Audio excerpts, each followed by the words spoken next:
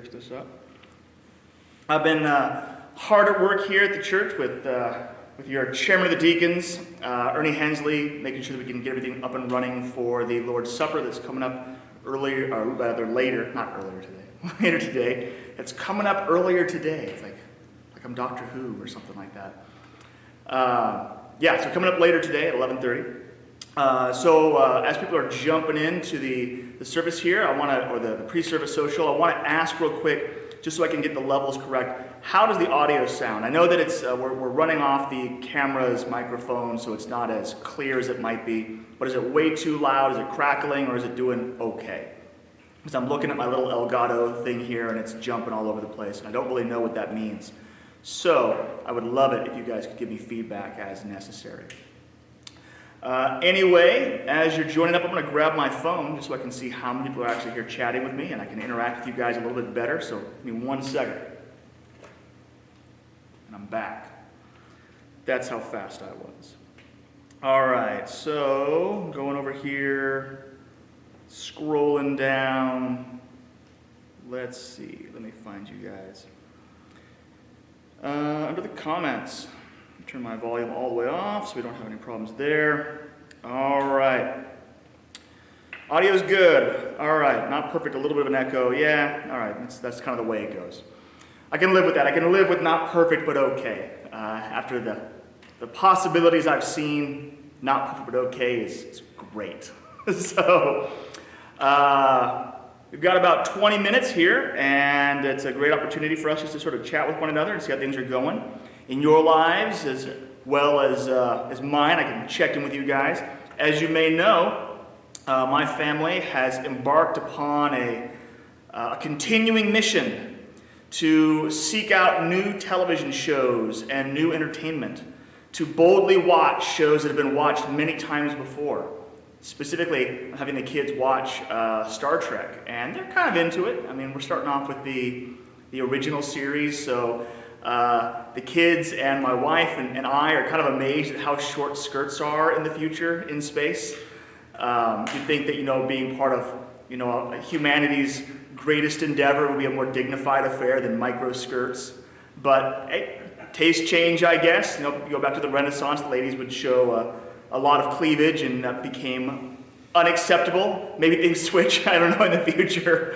But it's kind of wild. Anyway, kids are having a fun time with Captain Kirk. Will Shatner's overacting, and the real dramatic lighting where people are upset at one another, and they'll have everything darkened except for a line of light across their eyes, showing how intense they're being. It's kind of wild. Kids are enjoying that, but I will admit, I am hoping to kind of get through that so we can get on to the next generation, because I am more of a next generation fan. And then we can move on to Deep Space Nine. But we'll see if the kids hold on that long. The original series has 79 episodes, which is already a lot of television. And to have them finish that up so they can then move on to the 250 episodes of the next generation, plus another 150 of other stuff as well. Deep Space Nine and Voyager, and then they got the new one where Captain Picard's back for a new show, I guess. So haven't started that one yet, but high hopes. So let's see how you guys are doing there. All right, let's see.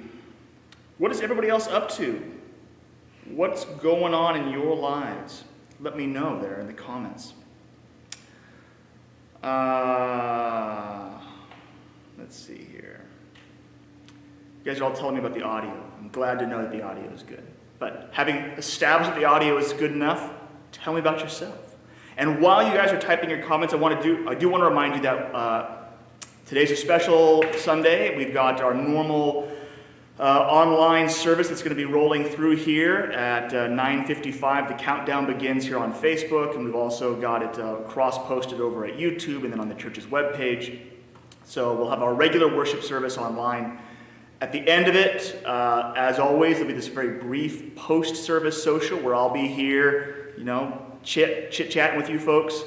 But at the end of that, I'd encourage those of you who are interested to hop in your cars and drive on down to Calvary Community Church's parking lot, because we're going to be having an in-person Lord's Supper, an in-person communion component of our service today. Now, just to let everybody know, there are some stipulations that apply to this. The governor had for a long time not allowed drive-in church, and then he did allow it, and we jumped on that and said, all right, time for some Lord's Supper. And then some additional guidelines were released.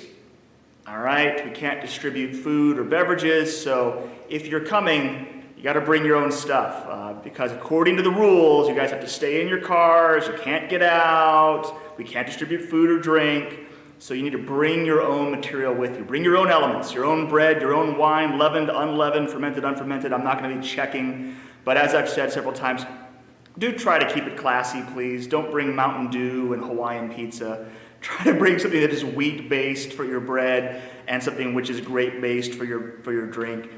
Remember, like, Jesus is watching, all that kind of stuff. Let's not go crazy here with Sour Patch Kids and, turpentine. Let's try to have it be something that seems dignified and respectful. This is a worship experience, so let's do something along those lines. I can't stop you, but it's the honor system, so please be honorable. So it looks like nobody wants to share what they've been doing this last week. It's just resting on my shoulders here. Well, I will give you a few more minutes while I eat my donut here. I switched it up. This is a plain old-fashioned, not a chocolate old-fashioned. So they're plain rather than chocolate. That's the diversity for today. I can just sit here in silence as long as necessary until somebody tells me what they're doing in their life.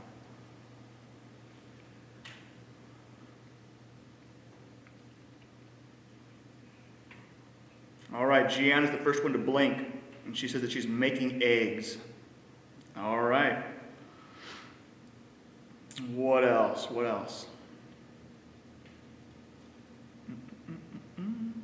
I guess I'll say hello to some of the people that are joining up here. So I logged on my phone. I missed the first 18, but I'll say hello to Peggy and Denise and Jeanne and Kay and Kathy and Laura Lee and Nancy and Karen and Mark and Gail and Garrett and Doug and Carol and Holly and Eileen and Penny and Joel and Eva and Mac and Veronica and Mary Jean Mason and Patty and Lacelyn and Cindy and Sandy and Nita and Heather and Ed and on and on and on and on. All right, so people are they're sending in their stuff. Here we go. Hal said, let me go back just a little bit. All right, Karen says that Ellie is concerned that I am alone today. Well, I'm not entirely alone. Like I said, we got Ernie over here off camera, just in case I can't keep this going. Here he comes. He's coming on camera, so let me give you some social distance here. Here's Ernie. Fear not, we're not alone, but Eugene has purposefully kept me off camera because he started talking about Star Trek, which is one of those influential TV shows from my childhood. Now he's looking at it from a historical perspective. This is what older folks like us used to watch. But as I shared with some, that was the very first television series that I ever saw in color. Because up to that point we had black and white televisions in my family, and then my uncle finally bought a color television, and we had the kind that had the round tube in it, and we had the opportunity to go over and watch Star Trek, and it was really interesting. And then also one of my favorite experiences was going to the Smithsonian Institute, the National Museum of National Air and Space Museum. The one that's on the mall. There's another one that's out by Dulles Airport, but at the Smithsonian on the mall for the National Air and Space Museum, the 12-foot long model of Was it that big? Yes, it's 12 foot long. Wow. And just before we went there a couple of years ago, and just before they had just put it back on display because they refurbished it back into mint condition. And then they also told the story about how the Starship Enterprise was actually stationary, and it was the camera that was doing all the moving. And they always photographed it from the, is it port or starboard? I'm not a Hal would know. Right. You know, they always photographed it from the one side, because on the back side was all the wires that went in and activated the lights and everything. They would just like do a mirror image. Well, they could. I think there was only one episode they actually did a mirror image on the Enterprise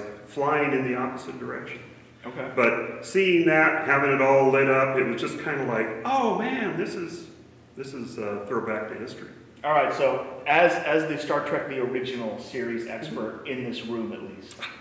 There's only two of us. That's right. And the sun is shining. It's great. Yeah. So I've got a few questions. So you cleared one up just yesterday, because watching that series again, I thought to myself, I don't remember the shots of the ship around the planets being as good as they seem right now. And you said that they redid some of those. Yeah. So as you see it on Netflix or other streaming services now, they have digitally remastered Star Trek, and they've taken a lot of their special effects, and I think the Enterprise now is pretty much computer generated graphics. Okay. It's not the model itself, but the model itself was kind of fuzzy, you know. Okay. You didn't see so much of the makeup of the artists, you know, that were the actors that are in there, you know, the sweat that's coming off of them. We noticed that they sweat a lot. Yeah, they do. And if you take a look at movies that have been digitally remastered, you see a lot of sweat, because those lights are just blazing hot. Okay. The other thing that's interesting, you talk about the next generation. I like that one too, but I think it's an interesting presentation of culture with what they did. Okay. You see in the original series, you know, Captain Kirk, the very dominant individual in the leadership hierarchy, and in the next generation, you see that in the design of the bridge. You know, everything centers around the captain's chair. In the next generation, you see that he's got his first officer, his counselor, his medical officer. I think there's like 4 seats around the table there, and so that is more that illustrates a more collaborative style of Jean-Luc Picard. Okay. And I mean, those are kind of interesting things to watch for. Did they ever explain why Jean-Luc Picard is named Jean-Luc Picard but has a British accent?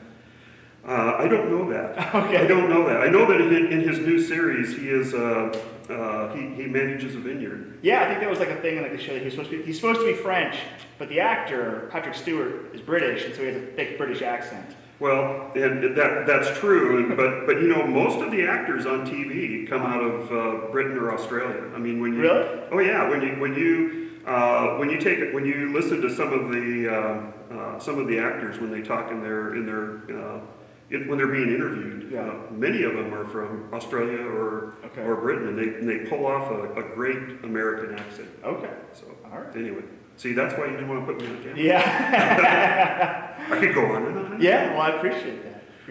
All right, so let's see what we got other people doing here. I don't know if everybody's into Star Trek, so we probably should not have it be the whole time we're up here. Let's see what else we got going on in people's lives. Hal's been working on his boat all week. Now, that sounds relaxing. Is it relaxing, Hal, or is it stressful? I mean, are you out there just enjoying the time in the sunshine, working on something you love, or are you just trying to meet some deadline and you're scraping barnacles or something off a boat? Let me know.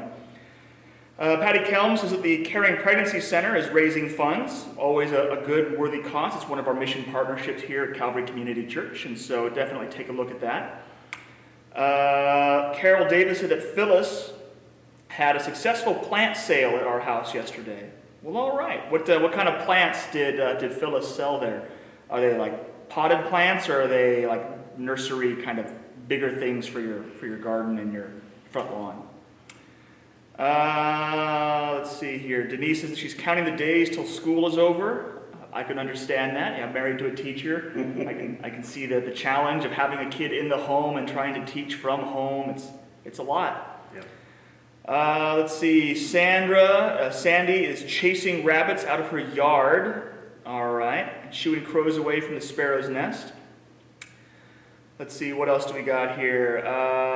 Nancy Granger drove to Skamokaway to mail a card to my granddaughter in Colorado. So, why drive to Skamokaway to mail a letter? I'm eager to hear why that is. Why not just drop it in your mailbox? Let's see, what else do we got going on? A postmark from Skamaka Way. Penny Piper wanted to let you know that right is starboard, left is port. Oh, thank you, Penny. Appreciate that. Okay, all right. Is that as you face the vessel, or as you are facing in the direction you're going? Hal says lots of work to meet deadlines on that boat. Yeah. All right. Denise says 24. What's 24? What am I missing here? The number of days. The number of days you're counting down until school is done. 24 days. Is it 24 school days? Because that changes things. If it's 24 calendar days. Anyway, glad to have all you folks with us here today. Let's see here. What time is it? I got 3 more minutes. So I feel like I got to keep repeating this so that nobody misses it and nobody shows up here sad. After the service, 11 o'clock, we'll have our post-service social, just like this right here. And then I encourage you to hop in your cars and drive down to the building here. We're going to have our Lord's Supper, our communion. But you got to bring your own elements. You got to bring your own bread and wine. I can't give it to you. I can't let you out of your cars. I mean, I'm not going to like wrestle you back into it if you try to get out to go do something. But that's rules, my job. Yeah, that's right. That's why Ernie's here. The rules are you're supposed to stay in your car. The rules are I can't give you guys food or drink. So, but when you guys do drive in here, bringing your own stuff again. There will be a radio station that is set up where you can tune in and you can hear at a very, very close range around the church. So make sure that you're here. And we as a group will share our blessing, a real brief comment upon the meaning of the supper, and then we can partake of it together as a community. So I think it'll be a worthwhile time. Now I've had people ask, what's going to happen in terms of live broadcasting that? And I want you to know that I've heard you, and the distance out there is too long for us to try to snake a cable out there. We can get power out there, but just barely. But we don't have that much Cat 5 cable, so we're going to be using my phone. So we're going to be streaming the Lord's Supper live on my phone. I know it's not as good as it could be, but it's as good as we're going to be able to make it, at least this time around.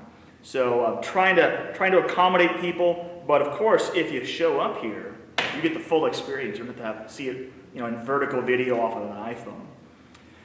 All right, folks. Ernie, anything you want to say here at the end as we kind of move towards our service? Well, I think as we discussed, and Eugene and I were running around here this morning trying to figure this whole thing out, but we've been blessed with some beautiful weather at this point, as you can probably see here in the garden room. Sun is out beautifully. We're excited about that. The thing that as you come in, I wish we had a jingle that said something like 95.9 on your FM dial.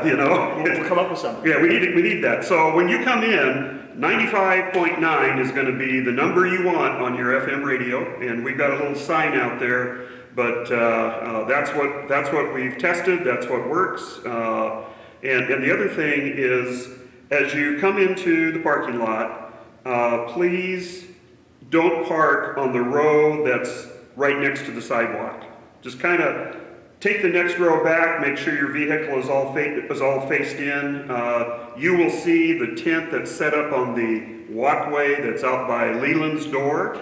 And we miss Leland greeting, and I'm sure he's probably going through withdrawals as well. But if you come and when you come into the parking lot, just go ahead and come into that next row that's back, so that everybody can see Pastor Eugene as he conducts the Lord's Supper. So I think it's going to be a good time, and we've been blessed with good weather. Yeah, we thought it might be rain, so we got a tent out there, but I think the tent's superfluous. Well, you need the tent for the sun. Oh, okay. So you can get out of the sun. There we go. Yeah. So I'm not sweating like that's right. William Shatner. That's right. You don't want to be sweating as you're fighting the Gorn. There you go. Yeah, you don't want to do that.